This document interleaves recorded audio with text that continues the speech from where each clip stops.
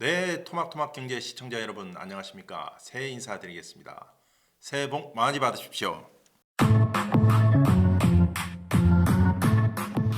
올해 새해 벽두부터 사실 좋은 소식이 좀 많네요. 물론 코로나19 때문에 힘드신 상황에서 좋은 소식이라니까 좀 그렇습니다만 코스피 지수가 역대 최초로 3천을 넘어서면서 주식시장이 극도의 호황을 보이고 있습니다. 그런데 거품이다. 코스피 3000 시대에 울린 경고음. 지난 1월 6일이죠. 장중, 그러니까 주식시장 개장 시간 중에 코스피가 처음으로 3001.29포인트를 터치했습니다. 우리나라 주식시장 생긴 이래로 처음이라고 할 수 있겠죠. 코로나19가 전반적인 경제 활동을 어렵게 만들었습니다만은 일부 산업에 한해서는 사실 굉장한 수혜를 이제 주기도 했습니다. 뭘까요? 예, 맞습니다. 바로 디지털 경제, 온라인 거래라고 하는 부분에서는 폭발적인 성장을 끌어냈습니다. 그러니까 지금 돈은 잔뜩 쌓여 있고 여기에서 일부 성장 산업들이 툭툭툭 뛰어나오기 시작하니까 투자자들이 거기로 집중하기 시작한 것이죠.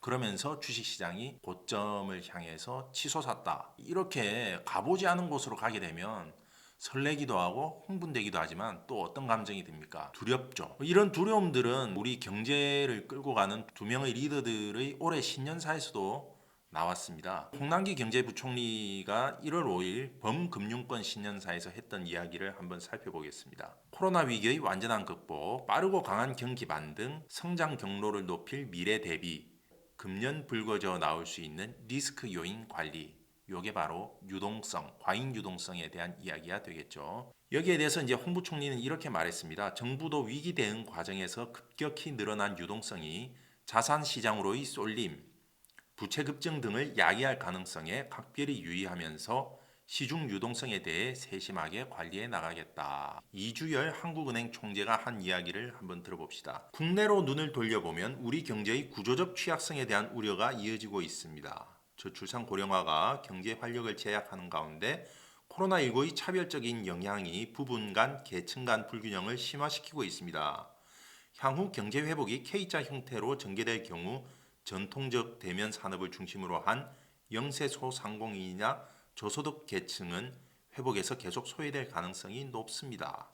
한계 기업 증가와 가계 기업의 레버리지 확대는 외부 충격에 대한 경제 주체의 대응력을 약화시키는 요인으로 작용할 수 있습니다. 즉 마지막 부분에 있어서 이주열 총재의 걱정이 집중됐다고 볼 수 있겠죠. 그래서 이 총재는 이렇게 말합니다. 금융 안정의 잠재 위협 요인에 대한 점검을 보다 강화해야 하겠습니다.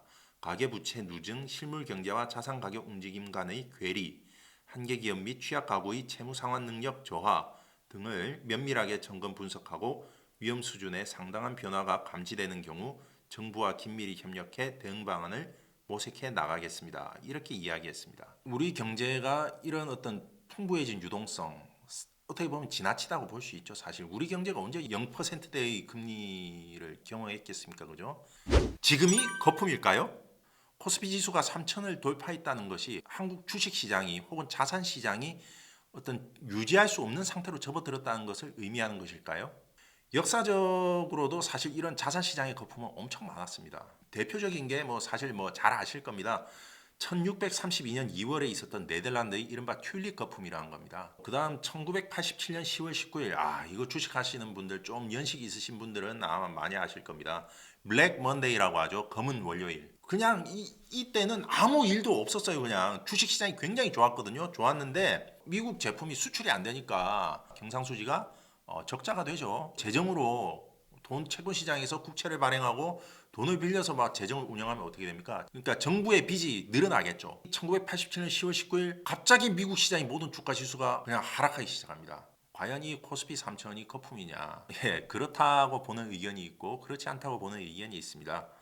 그렇다고 보는 의견은 뭡니까? 코로나19를 위해서 풀린 돈이 지나치다는 거죠.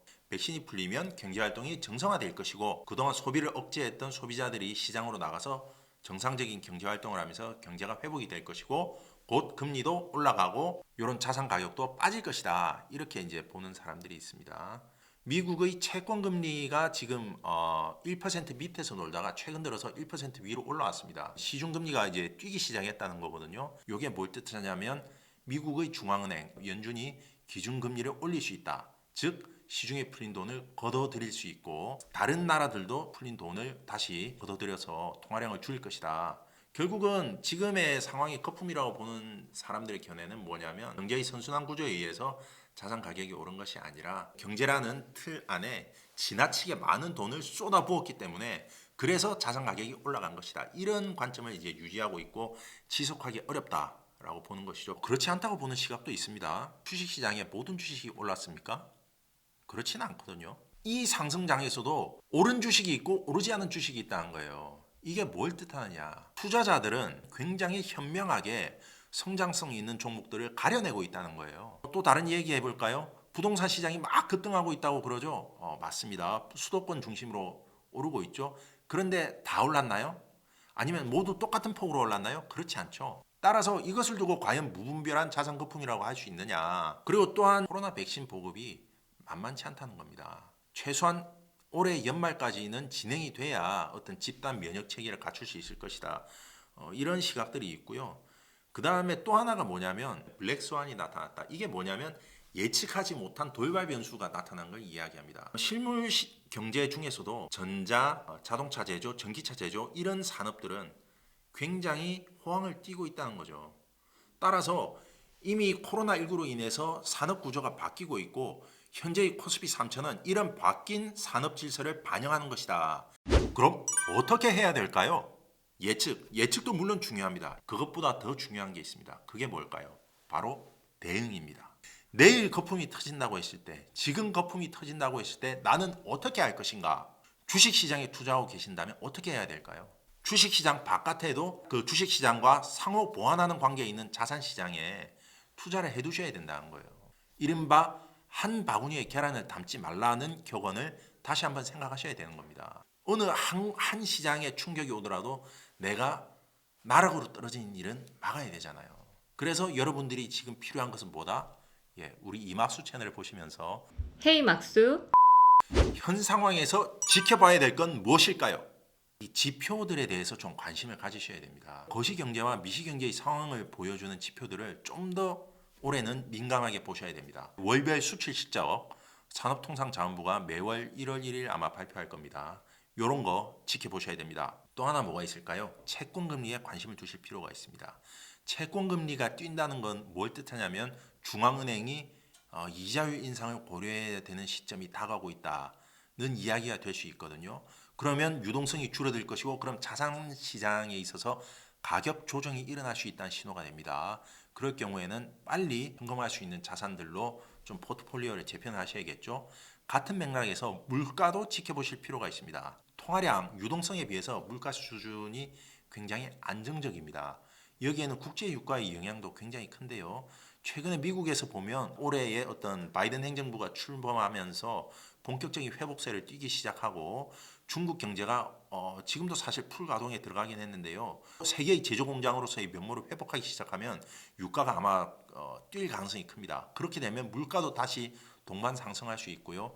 물가가 상승하기 시작하면 중앙은행이 지금까지의 완화적인 입장에서 좀 더 이거 금리 올려야 되지 않나 긴축적인 입장으로 선회할 수 있습니다. 그 외에도 실물 경제에 있어서 은행들이 대출 연체율이 어떤가, 부동산 시장에 있어서 미분양 주택 지표 같은 거 좀 살펴보실 필요가 있어요. 새로 지은 아파트인데 안 팔린다는 걸 뜻하거든요. 우리나라는 무역 의존도가 굉장히 높은 경제라고 제가 말씀드렸잖아요. 그래서 해외 시장의 상황에 대해서 굉장히 주시하셔야 됩니다. 지금 세계 경제의 중심이라고 할 수 있는 미국 주식 시장에서 투자자들이요.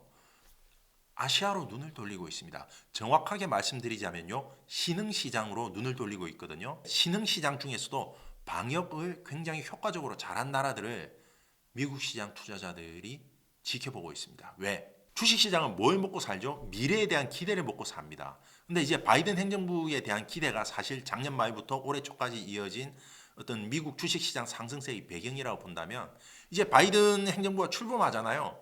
기대가 현실이 된단 말이죠. 그러면 우리 꿈을 찾는 투자자들은 다른 곳으로 눈을 돌립니다. 그게 어딜까요? 바로 신흥국이라는 겁니다. 우리 통화당국이 금리를 올리고 유동성을 제한한다고 하더라도 달러가 환전이 되면서 원화로 들어와 버리면 유동성이 늘어나게 되겠죠.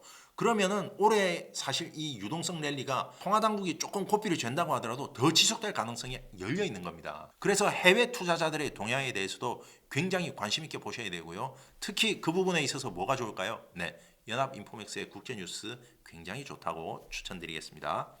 현명한 사람이라면 항상 경계하고 있대. 그렇다고 해서 모든 것에서 손을 떼는 소극적인 것만이 능사는 아니다. 올해 성공 투자 또 자산 시장에서의 어떤 상승이 여러분들 가계에도 많은 도움이 되는 그런 해가 되기를 소망해 봅니다. 감사합니다.